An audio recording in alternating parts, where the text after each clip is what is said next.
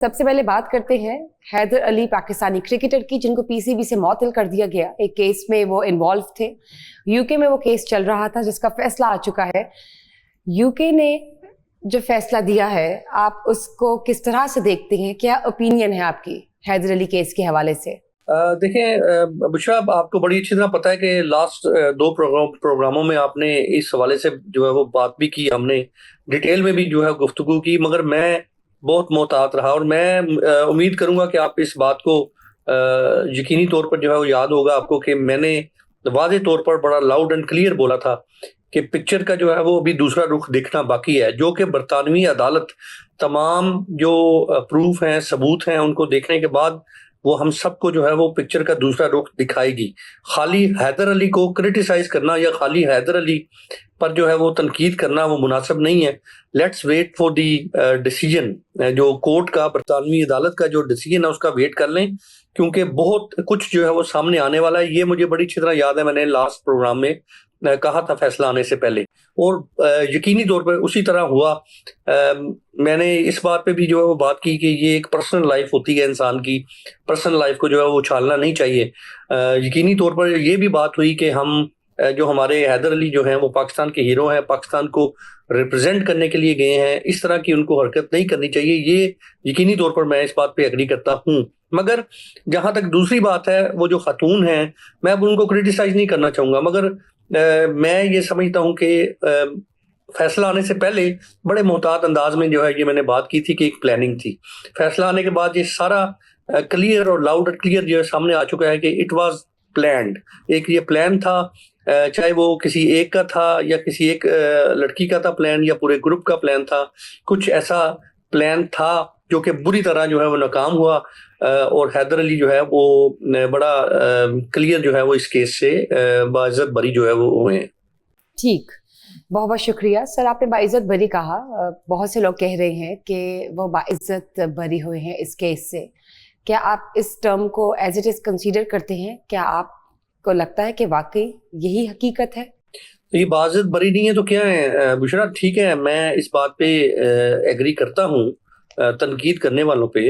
मैं ख़ास तौर पर वो लोग जो तनकीद करने वाले, जिन्होंने इस केस को लेकर हैदर अली को जो है वो बहुत ज़्यादा तनकीद का निशाना बनाया, उसकी इज़्ज़त को जो है वो सरेआम उछाला सोशल मीडिया पर, सिर्फ इस वजह से कि वो अपने किसी प्रोग्राम की जो है वो रेटिंग आ जाए, सिर्फ इस वजह से कि यूट्यूब पर जो है उनको व्यूज़ मिल जाए, सिर्फ इस वजह से कि उनको जो है वो ओबियसली जो सोशल मीडिया जो भी व्लॉग्स कर रहे हैं, पॉडकास्ट वगैरह जो हो रहे हैं, वो उस पर जो हो जाए। मगर मैं समझता हूँ कि इसका अभी उनको बड़ा मोहतात तरीके से जो है वो इस हवाले से प्रोग्राम जो है वो करने चाहिए थे, क्योंकि पाकिस्तान की अदालत तो है नहीं है, ये तो है अदालत बरतानिया की या ओवरसीज की जो अदालतें हैं। खास तौर पर मैं बरतानिया की अदालत की बात करूं तो यहाँ पे होते हैं फैसले मेरिट पे, यहाँ पे तो कुछ सिफारिशें चलती नहीं है। तो यहाँ के फैसलों के मुताबिक, जिस तरह आप लोगों ने भी अपने चैनल पे बड़े मुताबिक तरीके से आपके जो एनालिस्ट हैं उन्होंने बात करते रहे हैं, बाकी लोगों को भी चाहिए था बड़े सेंसिबल तरीके से, जर्नलिस्टिक जो साफ्ती असूल जो है उनको सामने रखते हुए इस पर जो है वो बात करते। यकीनी तौर पर मैं इस बात पे स्टैंड करता हूँ कि हैदर अली जो है वो बाइज्जत बरी हुए हैं। बाइज्जत बरी इसलिए हुए हैं कि जब उनको तनकीद का निशाना बनाया गया और पूरी दुनिया में हम सब ने इस चीज को छोड़ दिया कि हैदर अली जो है वो एक यकीनी तौर पर उनकी जो है पर्सनल लाइफ है, हर एक की इंसान की पर्सनल लाइफ होती है। पाकिस्तान को रिप्रेजेंट करने गए थे, बहुत मुहतात रहना चाहिए था, मगर इसके बावजूद अब पाकिस्तान की इज्जत की बात आई ना, एक पाकिस्तानी लड़की ने ही जो है वो अदालत के कटहरे में खड़ा कर दिया, एक पाकिस्तानी लड़की ने ही ब्लैकमेल करने की कोशिश की। अब पाकिस्तान को ही ब्लैकमेल करने की कोशिश की जा रही है ना, हैदर अली को इन पर्सन ना देखे। दूसरी तरफ आप कहते हैं कि वो पाकिस्तान को रिप्रेजेंट करने गए थे। अब जब बाइज्जत बरी करने की बात आ रही तो पाकिस्तान की भी तो नाम उनके साथ अटैच था ना। तो अब पाकिस्तान को जो प्रॉपर तरीके से उन्होंने जो रिप्रेजेंट किया, या जो उनको तनकीद का, या जितने उनकी इज्जत उछाली, या जितना उनको क्रिटिसाइज किया, जितनी उनकी ट्रोलिंग की गई, जितना उनको जो है वो कह लें कि उनकी बेइज्जती की गई सोशल मीडिया के ऊपर, ये सारे सबूत सामने आने के बाद अदालत ने तो उनको बाइज्जत बरी किया ना। अब अदालत जब ये कहती है कि हैदर अली का कोई कसूर नहीं है, not guilty, Haider Ali guilty नहीं है इसमें, तो गिल्टी नॉट गिल्टी का उर्दू में क्या मतलब है? इसका मतलब ये बहुत वाज़ेह है, बड़ा क्लियर है कि ये सारी देखें, उनको ट्रैवल करने से मना कर दिया गया, उनको पासपोर्ट उनका होल्ड कर लिया गया, पुलिस स्टेशन उनको जो है वो आप गिरफ्तार करके जो है वो पुलिस ले गई उनको, जेल में वो रहे। ये सारी चीज़ें जब आप सामने रखती हैं, ये सारा आप सब इसको मद्देनज़र रखें, तो मैं ये समझता हूँ कि ये बाइज़्ज़त बरी हुए हैं, अल्लाह ताला ने उनको इज़्ज़त दी है। हाँ, जो उनकी गलतियाँ हैं उन पे उनको जो है वो यकीनी तौर पे मैं समझता हूँ कि उनको नज़र-ए-षानी करनी चाहिए और फ्यूचर में ऐसी कोई भी जो है मिस्टेक ना करें जिससे पाकिस्तान की जो है बदनामी हो। बिल्कुल ठीक। सर, पीसीबी की बात कर लेते हैं। During the case indeed he went through a tough time, mister Haider Ali. अब सिंस ये केस रैप हो चुका है, बाइज़्ज़त वो बरी हो चुके हैं, पाकिस्तान में उनका जो स्टेटस है और पीसीबी में जो उनका स्टेटस है एक्टिव हो जाएगा, तो ऑब्वियसली एक काउंसलिंग की ज़रूरत भी होगी उन्हें, और वो कॉन्फिडेंस जो समहाउ शैटर हो चुका होगा as a Pakistani cricketer to represent Pakistan और इंटरनेशनल के बेसिस। आपको क्या लगता है कि पीसीबी को किस तरह से उनके साथ ताउन करना चाहिए, और क्या आपको मज़ीद फ्यूचर नज़र आता है उनका क्रिकेट की दुनिया में? देखिए, जिस तरह अभी आप कुछ साल नहीं बल्कि कई साल पीछे चली जाएं तो यहाँ पर मोहम्मद आमर, सलमान बट और आसिफ साहब जो हैं उनके बरतानिया में कि कोई एक सीरीज थी, वहाँ पर जो है वो कोई सट्टेबाजी का इल्ज़ाम लगा जो कि साबित हुआ, फिर उनको सजाएं हुई। सजाएं होने के बाद आप ये देखें कि सलमान बट जो है उनका फ्यूचर ख़त्म हो गया, आसिफ का भी फ्यूचर ख़त्म हो गया, मगर मोहम्मद आमर जो हैं उनको काउंसलिंग करने के बाद पीसीबी में दोबारा क्रिकेट में जो है वो उनको चांस दिया गया। अब जहाँ तक बात है सज़ा की, यकीनी तौर पर सज़ा जो है वो मिलनी चाहिए। इस सेंस में सज़ा नहीं मिलनी चाहिए कि हैदर अली जो हैं वो उन्होंने बहुत बड़ा कोई गुनाह कर दिया या वो रेप में वाकई जो है वो मुलव्वस जो है वो करार दिए गए हैं, तो वो पाकिस्तान को रिप्रेजेंट कर रहे थे, पाकिस्तान की नुमाइंदगी कर रहे थे। ये चीज़ आई तो आई क्यों? मैं इस बात पे पीसीबी जो है जो भी फैसला करती है, मैं यकीनी तौर पे ये समझता हूँ कि पीसीबी को भी मद्देनजर रखना चाहिए। इनको वापस लाने से पहले प्रॉपर काउंसलिंग होनी चाहिए। मैं आपसे एग्री करता हूँ कि काउंसलिंग होनी चाहिए, हमारा टैलेंट है, इसको ज़ाया नहीं होने देना चाहिए। मगर इसके साथ साथ अगर पीसीबी ये फैसला करती है कि इनको नहीं खिलाना चाहिए, पाकिस्तान को रिप्रेजेंट करने के लिए दोबारा नहीं मौका मिलना चाहिए इनको, तो इसमें भी मैं एग्री करूंगा उनके साथ, क्योंकि एंड ऑफ द डे ये पाकिस्तान की, हमारे वतन की इज्जत का मामला है।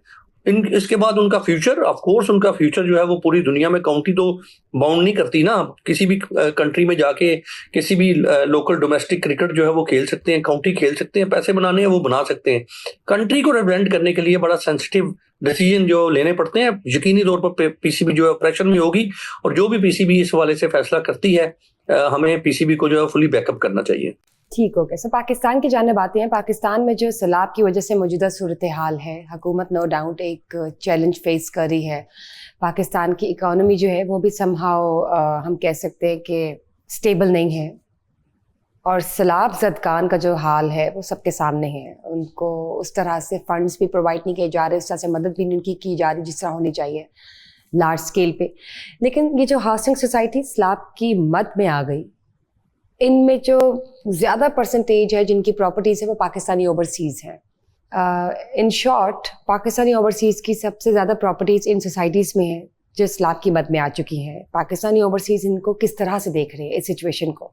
देखें, जो सैलाब की सूरत हाल है इस वक्त, ओवरसीज़ कम्युनिटी ने हमेशा पाकिस्तान पर जब भी कोई मुसीबत आई है, मैं समझता हूँ एग्री करेंगे इससे, कि जब भी पाकिस्तान को ओवरसीज़ कम्युनिटी की ज़रूरत पेश आई है तो ओवरसीज़ कम्युनिटी ने बढ़ चढ़ कर जो है वो पाकिस्तान की सपोर्ट की है, मदद की है, करते रहे हैं, कर रहे हैं और आगे भी इंशाल्लाह करते रहेंगे। ओवरसीज़ में रहने वाले पाकिस्तानी पाकिस्तान से इतनी मोहब्बत करते हैं जितना हो सकता है पाकिस्तान में रहने वाले जो है वो मोहब्बत ना करते हो, क्योंकि वतन से बाहर रहते हैं, प्रदेश में रहते हैं। मैं समझता हूँ कि ज़्यादा एहसास और ज़्यादा उनको जो है वो अहमियत अपने वतन की जो है वो होती है।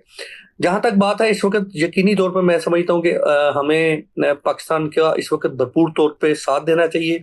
हम किसी भी मुल्क में हैं, किसी भी कंट्री में हैं, जो भी अफोर्ड कर सकते हैं, पैसे नहीं दे सकते तो कपड़े भिजवाने चाहिए, कपड़े नहीं बेच सकते तो फूड भिजवाना चाहिए, फूड नहीं बेच सकते तो बच्चों के लिए कुछ ऐसी चीज़ें हमें भिजवाना चाहिए जो ज़िंदगी में ज़रूरतमर्रा अशिया जो जो ज़रूरत में आ रही हैं, इस्तेमाल में आ रही हैं, वो हमें जो है वो भिजवानी चाहिए और इसमें हमें बढ़ चढ़ कर जो है वो हिस्सा लेना चाहिए। आपके चैनल की तरफ से मैं ओवरसीज़ कम्युनिटी से अपील करता हूँ कि वाक़ई इस वक़्त पाकिस्तान के हालात अगर गाँव में चल जाएँ, विलेजेस में चल जाएँ, जहाँ पर जो सैलाब जो है उसके मामला जिन्होंने डिस्टर्ब किया हुआ है इलाकों को, वहाँ पर वाक़ई बहुत सेंसिटिव सिचुएशन है। लोगों के पास खाने को, लोगों को पैसा नहीं चाहिए वहाँ पर, लोगों को उनके घर चाहिए और उन घरों में जो लोग जो हैं वो राशन चाहिए, उनको 2 वक़्त का खाना ही उनको मिल जाए, तो इस वक़्त बहुत बड़ी बात है।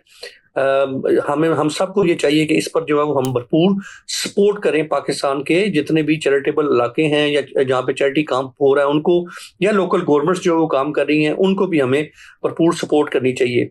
पाकिस्तान गवर्नमेंट को बुशरा अभी बरतानवी हुकूमत ने एक बहुत बड़ी मद में जो है वो सपोर्ट की है, सपोर्ट का ऐलान किया है। यकीनी तौर पर जब बरतानवी हुकूमत जो है वो सैलाब ज़दगान के लिए कोई मिलियंस ऑफ डॉलर जो है वो अब देते हैं, तो वो इमीडिएट वो जो है वो डिलीवरी होती है।